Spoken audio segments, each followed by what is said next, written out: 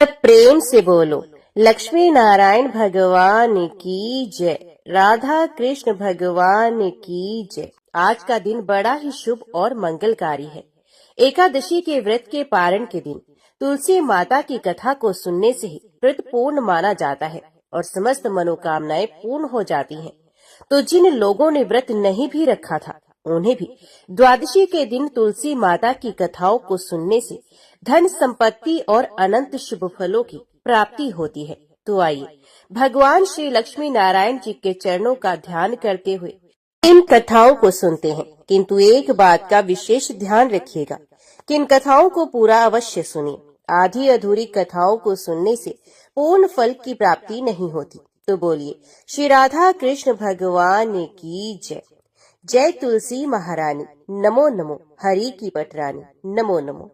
आइए सुनते हैं तुलसी माता की संपूर्ण कथा। तुलसी माता को हरि प्रिया भी कहा जाता है।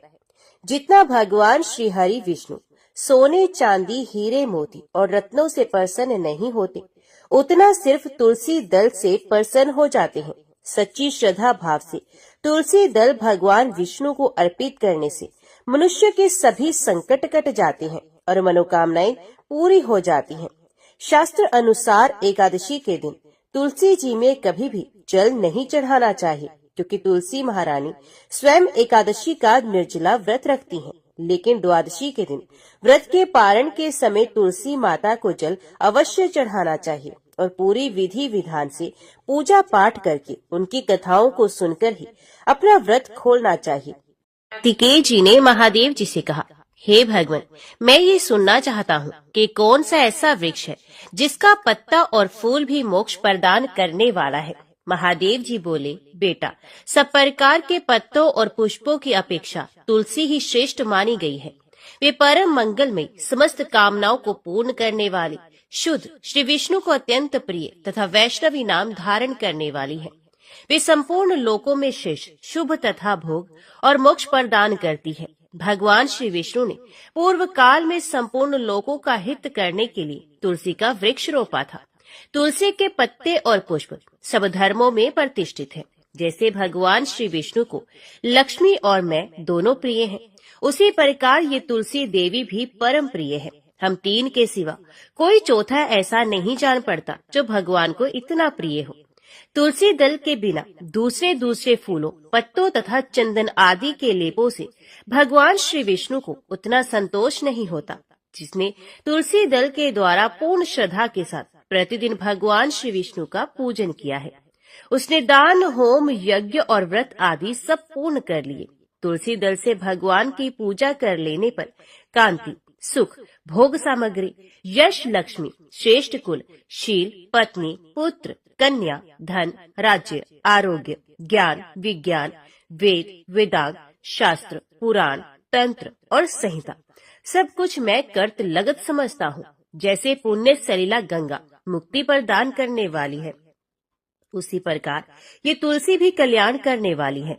हे सकन, यदि मंजरे युक्त तुलसी पत्रों के द्वारा भगवान श्री विष्णु की पूजा की जाए तो उसके पुण्य फल का वर्णन करना संभव है। जहाँ तुलसी का वन है वहीं भगवान श्री विष्णु की समीपता है तथा वहीं ब्रह्मा और लक्ष्मी भी संपूर्ण देवताओं के साथ विराजमान रहते हैं। इसलिए अपने निकटवर्ती स्थान में तुलसी देवी को रोपकर उनकी पूजा अवश्य करनी चाहिए। तुलसी के निकट जो स्तोत्र, मंत्र आदि का जप किया जाता है, ये सब अनंत गुना फल देने वाला होता है।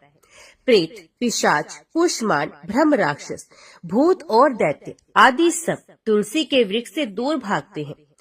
ब्रह्म हत्या आदि पाप तथा पाप और खोटे विचार से उत्पन्न होने वाले रोग, ये सब तुलसी वृक्ष के समीप नष्ट हो जाते हैं। जिसने श्री भगवान की पूजा के लिए पृथ्वी पर तुलसी का बगीचा लगा रखा है, उसने उत्तम दक्षिणाओं से युक्त 100 यज्ञों का विधिवत अनुष्ठान पूर्ण कर लिया है। जो श्री भगवान की प्रतिमाओं तथा शालिग्राम शिलाओं पर चढ़े हुए तुलसी दल को प्रसाद के रूप में ग्रहण करता है, वे श्री विष्णु के सायुज्य को प्राप्त होता है। जो श्री हरि की पूजा करके उन्हें निवेदन किए हुए तुलसी दल को अपने मस्तक पर धारण करता है, वे पाप से शुद्ध होकर स्वर्गलोक को प्राप्त होता है।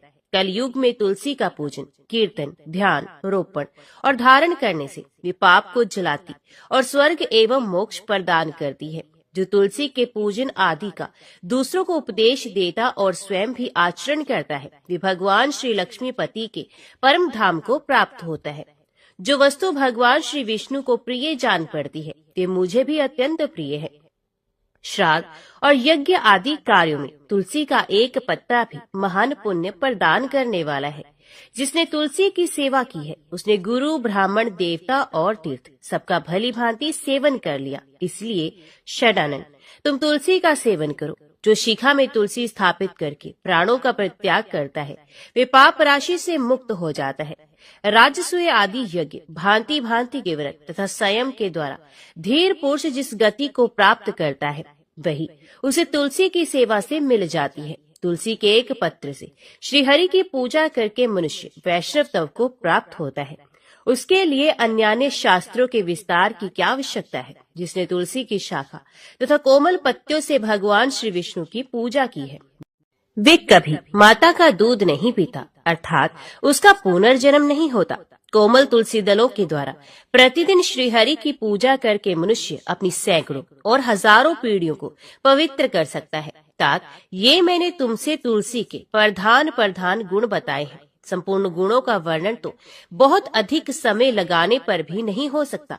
ये उपाख्यान पुण्य राशि का संचय करने वाला है। जो प्रतिदिन इसका श्रवण करता है, वे पूर्व जन्म के किए हुए पाप तथा जन्म मृत्यु के बंधन से मुक्त हो जाता है। तो बेटा, इस अध्याय के पाठ करने वाले पुरुष को कभी रोग नहीं सताते, अज्ञान उसके निकट नहीं आता, उसकी सदा विजयी होती है। तुलसी का नाम उच्चारण करने पर असुरों का दर्प दलन करने वाले भगवान श्री विष्णु प्रसन्न हो जाते हैं। मनुष्यों के पाप नष्ट हो जाते हैं तथा उसे अक्षय पुण्य की प्राप्ति होती है, जिसके दर्शन मात्र से करोड़ों गोदान का फल होता है। उस तुलसी का पूजन और वंदन लोग क्यों ना करें।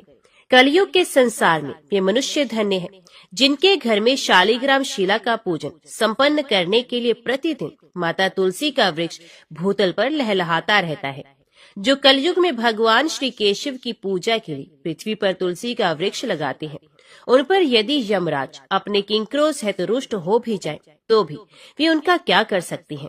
हे तुलसी, तुम अमृत से उत्पन्न हो और केशव को सदा ही प्रिय हो। कल्याणी, मैं भगवान की पूजा के लिए तुम्हारे पत्तों को चुनता हूँ।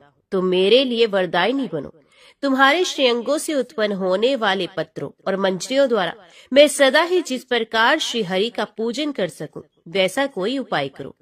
पवित्रांगी तुलसी, तुम कलिमल का नाश करने वाली हो। इस भाव के मंत्रों से जो तुलसी दलों को चुनकर उनसे भगवान वासुदेव का पूजन करता है, उसकी पूजा का करोड़ों गुना फल होता है। हे देवेश्वरी, बड़े बड़े देवता भी तुम्हारे प्रभाव का गायन करते हैं।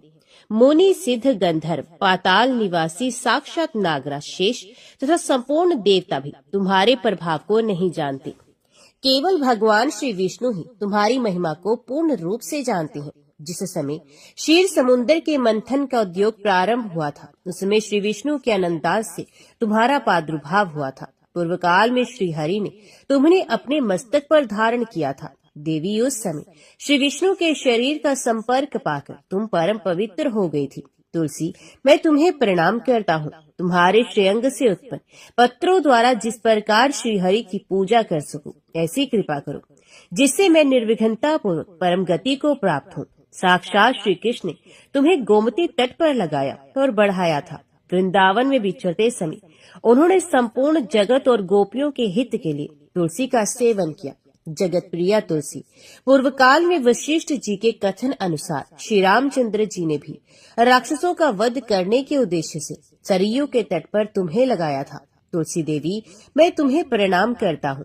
श्री रामचंद्र जी से वियोग हो जाने पर अशोक वाटिका में रहते हुए जनक किशोरी सीता ने तुम्हारा ही ध्यान किया था, जिससे उन्हें अपने प्रियतम का समागम प्राप्त हुआ। पूर्व काल में हिमालय पर्वत पर भगवान शंकर की प्राप्ति के लिए देवी पार्वती ने तुम्हें लगाया और अपनी अभिष्ट सिद्धि के लिए तुम्हारा सेवन किया था। हे तुलसी देवी, मैं तुम्हें नमस्कार करता हूँ।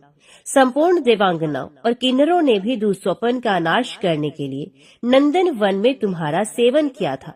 देवी, मैं तुम्हें प्रणाम करता हूँ।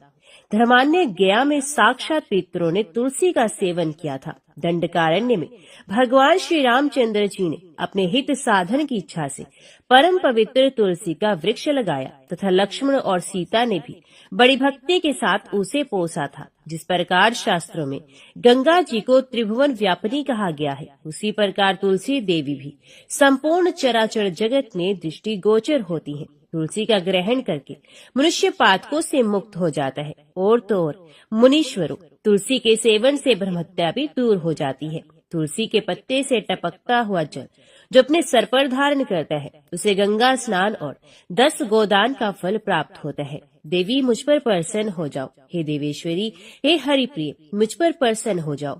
क्षीर सागर के मंथन से प्रकट हुई तुलसी देवी, मैं तुम्हें प्रणाम करता हूँ।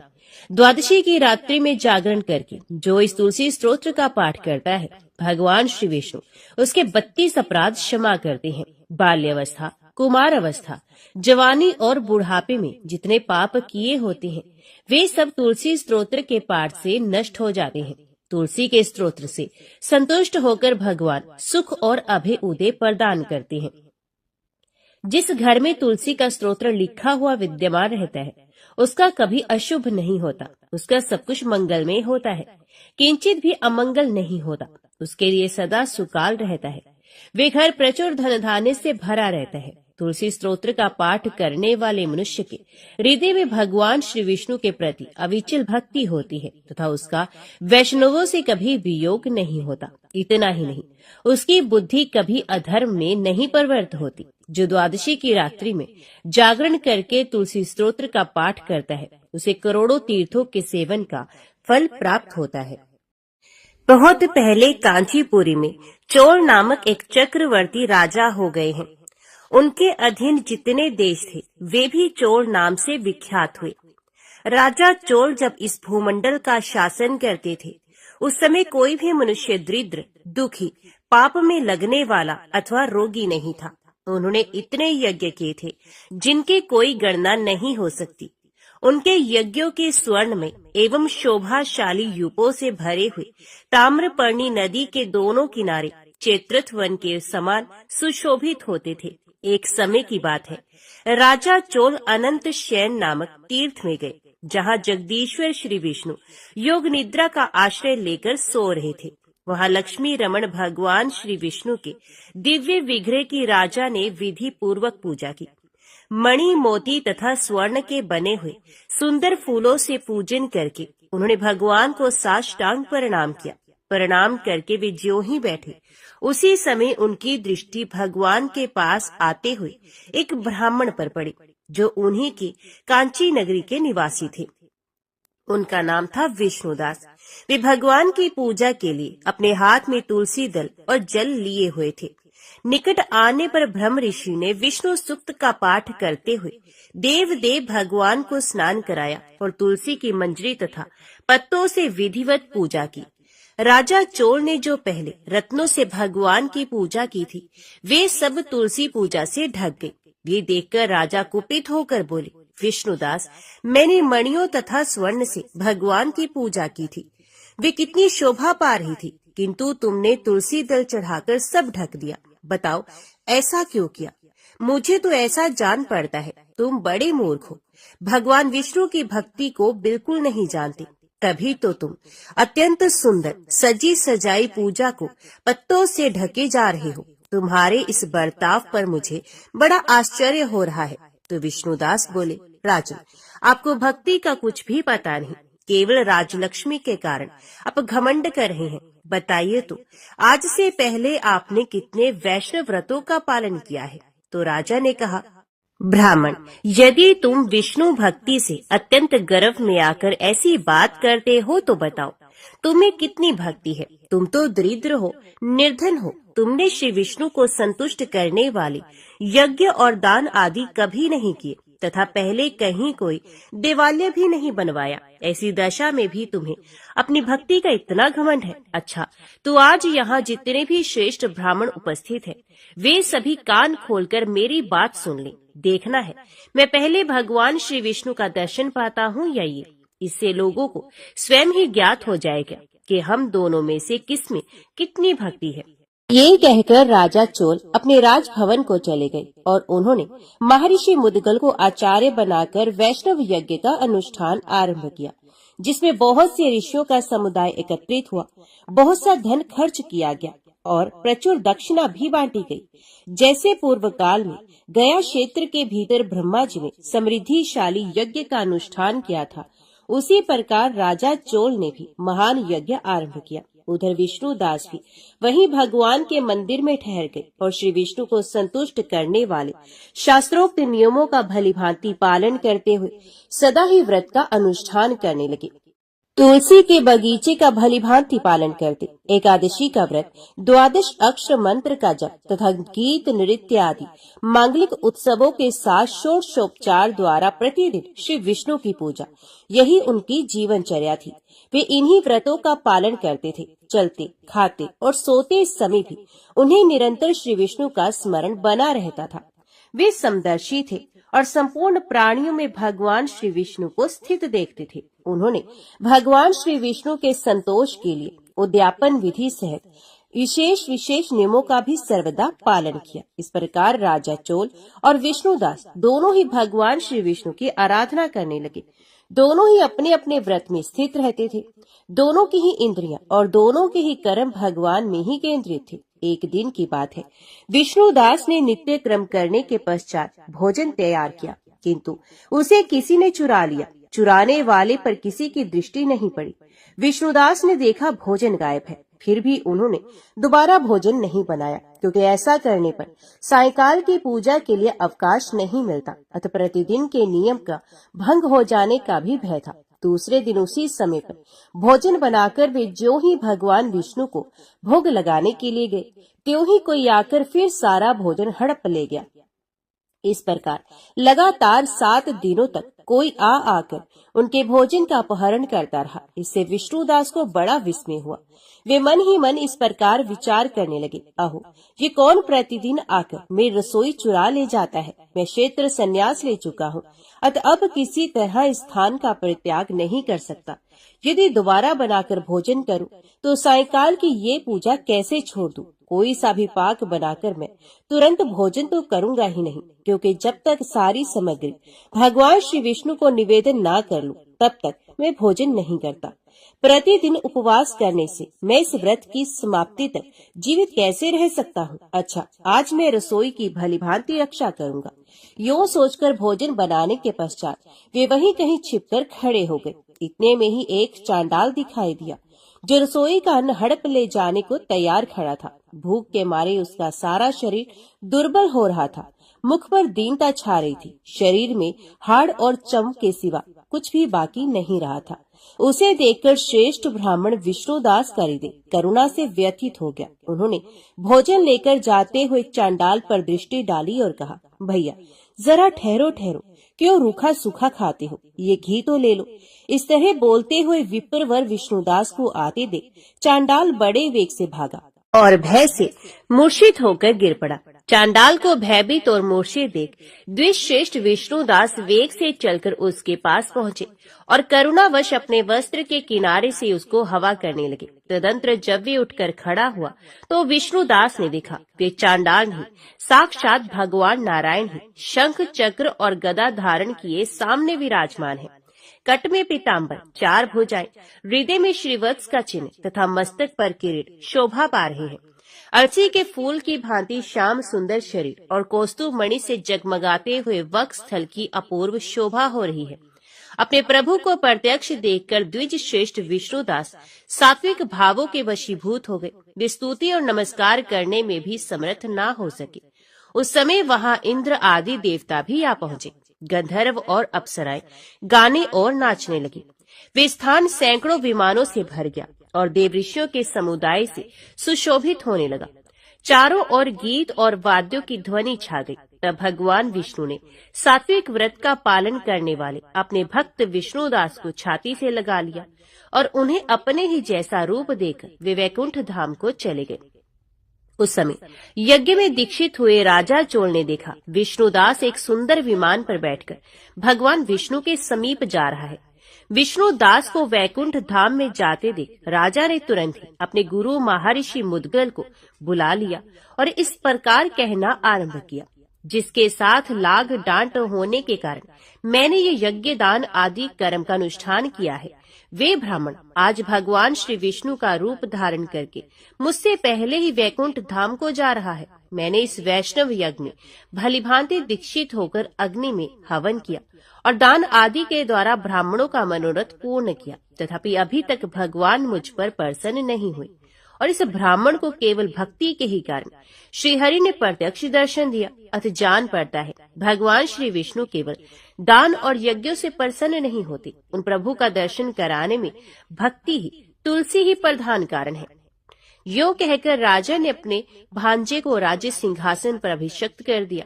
वे बचपन से ही यज्ञ की दीक्षा लेकर उसी में संलग्न रहा करते थे, इसलिए उन्हें कोई पुत्र नहीं था। यही कारण है कि उस देश में अब तक भांजे नहीं सदा राज्य के उत्तराधिकारी होते हैं। वे सब के सब राजा चोल के द्वारा स्थापित आचार का ही पालन करते हैं। भांजे को राज्य देने के पश्चात राजा यज्ञशाला में गए और यज्ञ कुंड के सामने खड़े होकर श्री विष्णु को संबोधित करते हुए 3 बार उच्च स्वर से वचन बोले, हे भगवान विष्णु, आप मुझे मन, वाणी, शरीर और क्रिया द्वारा स्थिर भक्ति प्रदान कीजिए।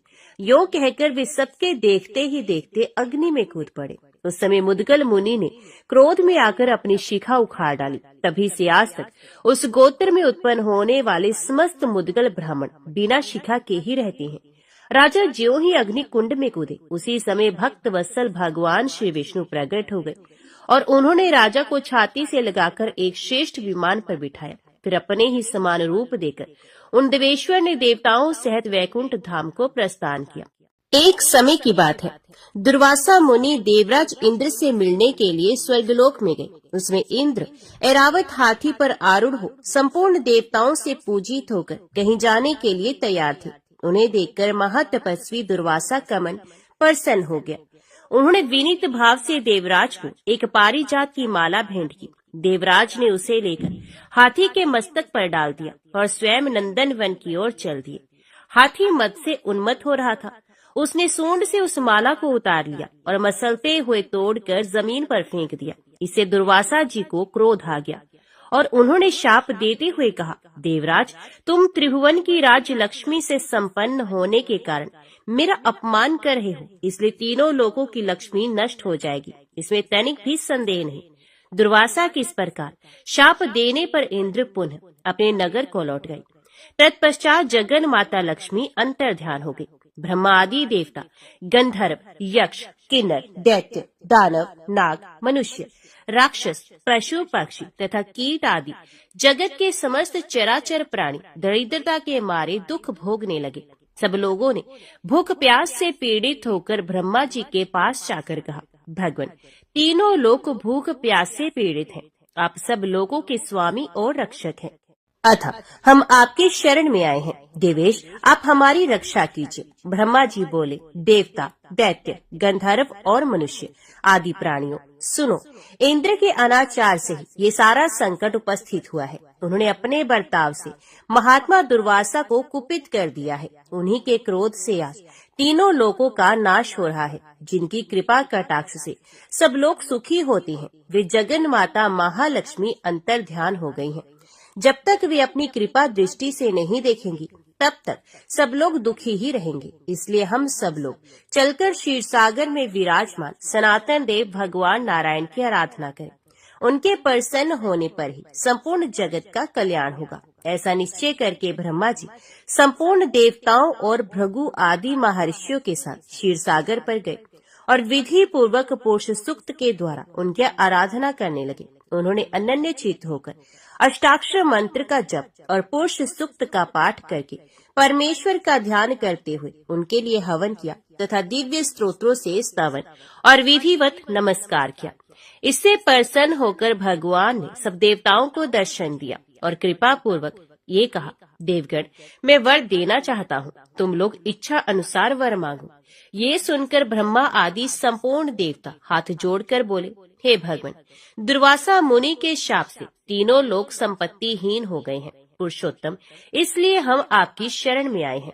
श्री भगवान बोले, देवताओं, अत्रि कुमार दुर्वासा मुनि के शाप से भगवती लक्ष्मी अंतर्ध्यान हो गई हैं। अतः तुम लोग मंदराचल पर्वत को उखाड़कर क्षीर सागर में रख दो और उसे मथानी बनाकर नागराज वासुकी को रस्सी की जगह उसमें लपेट दो। फिर दैत्य, गंधर्व और दानवों के साथ मिलकर समुद्र का मंथन करो। तत्पश्चात जगत की रक्षा के लिए लक्ष्मी देवी प्रकट होंगी। उनकी कृपा दृष्टि पड़ते ही तुम लोग महान सौभाग्यशाली हो जाओगे, इसमें तनिक भी संदेह नहीं। मैं ही कूर्म रूप से मंदराचल को अपनी पीठ पर धारण करूंगा तथा मैं ही संपूर्ण देवताओं में प्रवेश करके अपनी शक्ति से उन्हें बलिष्ठ बनाऊंगा।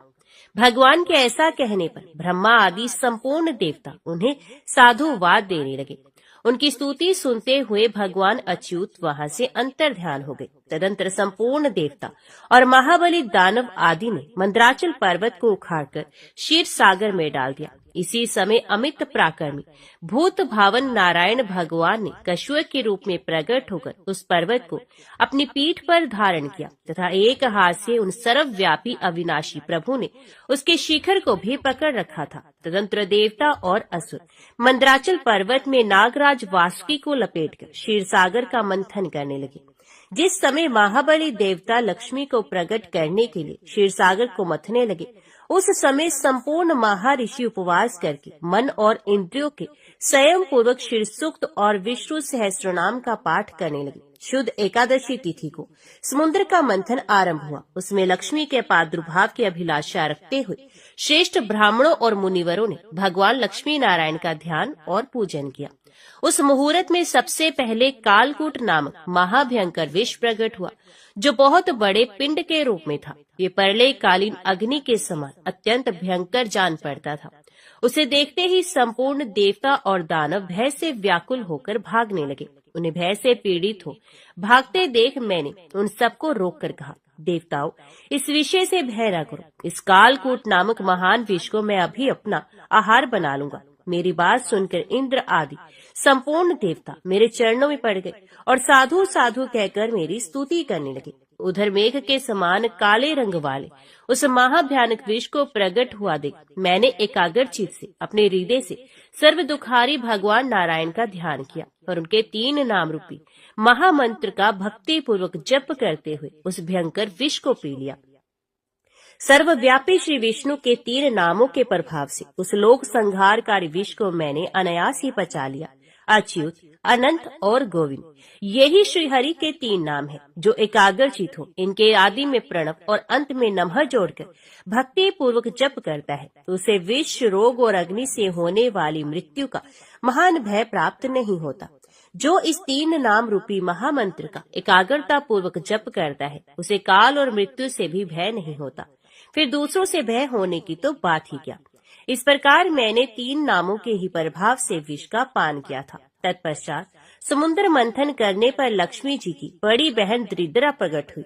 वे लाल वस्त्र पहने थी। उन्होंने देवताओं से पूछा, मेरे लिए क्या आज्ञा है? तब देवताओं ने उनसे कहा, जिनके घर में प्रतिदिन कलह होता है वहीं हम तुम्हें रहने के लिए स्थान देते हैं। तुम अमंगल को साथ लेकर उन्हीं घरों में जा बसो जहाँ कठोर भाषण किया जाता हो, जहाँ के रहने वाले सदा झूठ बोलते हो तथा जो मलिन अंतकरण वाले पापी संध्या के समय सोते हो, उन्हीं के घर में दुख और दरिद्रता प्रदान करती हुई तुम नित्य निवास करो। महादेवी, जो खोटी बुद्धि वाला मनुष्य पैर धोए बिना ही आचमन करता है, उस पाप परायण मानव की तुम ही सेवा करो। कलहे प्रिया दरिद्रा देवी को इस प्रकार आदेश देकर संपूर्ण देवताओं ने एकाग्रचित हो उन्हें क्षीर सागर का मंथन आरंभ किया। तब सुंदर नेत्रों वाली वारुणी देवी प्रकट हुई, जिसे नागराज अनंत ने ग्रहण किया।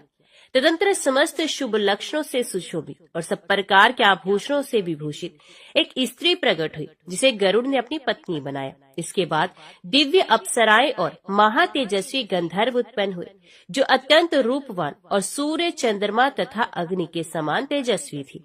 तत्पश्चात ऐरावत हाथी, उच्च श्रवा घोड़ा, धन्वंतरी वैद्य, पारिजात वृक्ष और संपूर्ण कामनाओं को पूरी करने वाली सुरभि गो का प्रादुर्भाव हुआ। इन सबको देवराज इंद्र ने बड़ी प्रसन्नता के साथ ग्रहण कर लिया। इसके बाद द्वादशी को प्रातः काल सूर्योदय होने पर संपूर्ण लोकों के अधीश्वरी कल्याणमयी भगवती महालक्ष्मी प्रकट हुई। उन्हें देखकर सब देवताओं को बड़ा हर्ष हुआ। देवलोक में दुदुम्बियां बजने लगी, वन देवियां फूलों की वृष्टि करने लगी, गंधर्वराज गाने और अप्सराएं नाचने लगी, शीतल एवं पवित्र हवा चलने लगी, सूर्य की प्रभा निर्मल हो गई, बुझी हुई अग्नियां जल उठी और संपूर्ण दिशाओं में प्रसन्नता छा गई। तदंतर क्षीर सागर से शीतल एवं अमृतमय किरणों से युक्त चंद्रमा प्रकट हुए, जो माता लक्ष्मी के भाई और सबको सुख देने वाली है। ये नक्षत्रों के स्वामी और संपूर्ण जगत के मामा है। इसके बाद श्रीहरि की पत्नी तुलसी देवी प्रकट हुई, जो परम पवित्र और संपूर्ण विश्व का पावन बनाने वाली है। जगन माता तुलसी का प्रादुर्भाव श्रीहरि की पूजा के लिए ही हुआ है। तत्पश्चात सब देवता प्रसन्नचित होकर मंद्राचल पर्वत को यथास्थान रखाए और सफल मनोरथ हो माता लक्ष्मी के पास जा सहस्र नाम से स्तुति करके शिव सूक्त का जप करने लगे। तब भगवती लक्ष्मी ने प्रसन्न होकर संपूर्ण देवताओं से कहा, देववरों, तुम्हारा कल्याण हो। मैं तुम्हें वर देना चाहती हूँ, मुझसे मनोवांछित वर मांगो। देवता बोले, संपूर्ण लोकों के स्वामी भगवान श्री विष्णु की प्रियतमा लक्ष्मी देवी, आप हम लोगों पर प्रसन्न हो और श्री विष्णु के वक्ष स्थल में सदा निवास करें, कभी भगवान से अलग ना हो तथा तीनों लोगों का भी कभी परित्याग न करें। देवी, यही हमारे लिए श्रेष्ठ वर है। जगन माता, आपको नमस्कार है, हम आपसे यही चाहती हैं। देवताओं के ऐसा कहने पर श्री नारायण की प्रियतमा लोक माता माहेश्वरी लक्ष्मी ने एवं वस्तु कहकर उनकी प्रार्थना स्वीकार की। तदंतर क्षीर सागर पर भगवान नारायण और ब्रह्मा जी भी प्रकट हुए। देवताओं ने जनार्दन को नमस्कार करके उनका स्तवन किया और प्रसन्न वंदन हो हाथ जोड़कर कहा, सर्वेश्वर, आप अपनी प्रियतमा और महारानी लक्ष्मी देवी को, जो कभी आपसे अलग होने वाली नहीं है, जगत की रक्षा के लिए ग्रहण कीजिए। ऐसा कहकर ब्रह्मा आदि देवता और मुनियों ने नाना प्रकार के रत्नों से बने हुए बाल सूर्य के समान तेजस्वी दिव्य पीठ पर भगवान विष्णु और भगवती लक्ष्मी को बिठाया तथा नेत्रों से आनंद के आंसू बहाते हुए उन्होंने दिव्य वस्त्र, दिव्य माला, रत्न में आभूषण एवं अप्राकृतिक दिव्य फलों से उन दोनों का पूजन किया।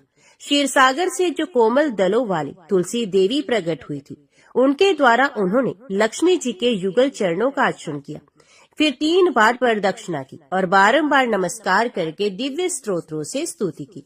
इससे सर्वदेश्वर भगवान श्री हरि ने लक्ष्मी सहित प्रसन्न होकर देवताओं को मनोवांछित वरदान दिया। तब से देवता और मनुष्य आदि प्राणी बहुत प्रसन्न रहने लगे। उनके यहाँ धन धान्य की प्रचुर वृद्धि हुई और वे निरोग होकर अत्यंत सुख का अनुभव करने लगे। इसके बाद लक्ष्मी सहित भगवान श्री विष्णु ने प्रसन्न होकर संपूर्ण लोकों के हित के लिए समस्त महामुनियों और देवताओं से कहा, मुनियों और महाबली देवताओं, तुम सब लोग सुनो।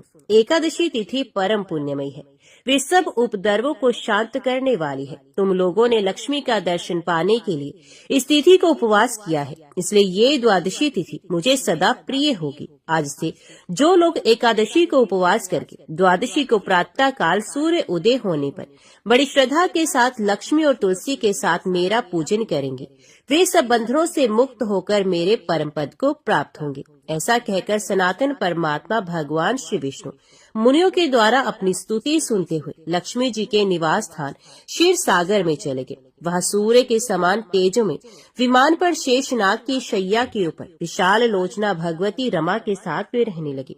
वे देवताओं का दर्शन देने के लिए सदा ही वहाँ निवास करते हैं। तदंतर सब देवता कश्यप रूपधारी सनातन भगवान का भक्ति पूर्वक पूजन करके प्रसन्नचित हो उनकी स्तुति करने लगे। इससे उन्हें बड़ी प्रसन्नता हुई और वे बोले, देवताओं, तुम्हारे मन में जो भी इच्छा हो वैसा वर मांगो। देवता बोले, महाबली देवेश्वर, आप शेष नाग और दिग्गजों की सहायता के लिए 7 दीपों वाली इस पृथ्वी को अपनी पीठ पर ही धारण कीजिए। देवताओं की प्रार्थना सुनकर विश्व भावन भगवान ने बड़ी प्रसन्नता के साथ कहा, एवं वस्तु ऐसा ही हो। तब से उन्होंने 7 दीपों सहित पृथ्वी को अपनी पीठ पर धारण किया। तदंतर महाऋषियों सहित देवता, गंधर्व, दैत्य, दानव तथा मानव भगवान की आज्ञा ले अपने अपने लोक को चले गए। तब से ब्रह्मा आदि देवता, सिद्ध, मनुष्य, योगी तथा मुनि श्रेष्ठ भगवान की आज्ञा मानकर बड़ी भक्ति के साथ एकादशी तिथि को उपवास और द्वादशी तिथि को भगवान का पूजन करने लगे। मध्य देश में एक धर्म शर्मा नामक ब्राह्मण रहता था। उसमें पाप का लेश मात्र भी नहीं था। एक दिन वे कुश आदि के लिए वन में गया।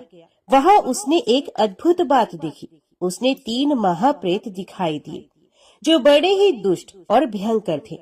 धनशर्मा उन्हें देखकर डर गया। उन प्रेतों के केश ऊपर को उठे हुए थे, लाल लाल आंखें, काले काले दांत और सूखा हुआ उनका पेट था। धनशर्मा ने पूछा, तुम लोग कौन हो? ये नारक की अवस्था तुम्हें कैसे प्राप्त हुई? मैं भय से आतुर और दुखी हूँ, दया का पात्र हूँ, मेरी रक्षा करो। मैं भगवान विष्णु का दास हूँ। मेरी रक्षा करने से भगवान तुम लोगों का भी कल्याण करेंगे। भगवान विष्णु ब्राह्मणों की हितैषी हैं।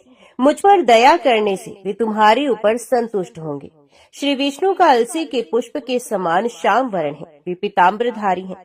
उनका नाम श्रवण करने मात्र से सब पापों का क्षय हो जाता है। भगवान आदि और अंत से रहित, शंख चक्र एवं गदा धारण करने वाले, अविनाशी, कमल के समान नेत्रों वाले तथा प्रेतों को मोक्ष प्रदान करने वाले हैं।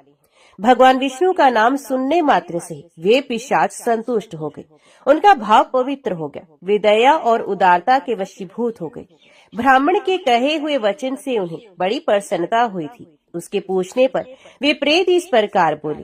प्रेतों ने कहा, विप्र, तुम्हारे दर्शन मात्र से तथा भगवान श्री हरि का नाम सुनने मात्र से हम इस समय दूसरे ही भाव को प्राप्त हो गए हैं। हमारा भाव बदल गया है। हम दयालु हो गए हैं।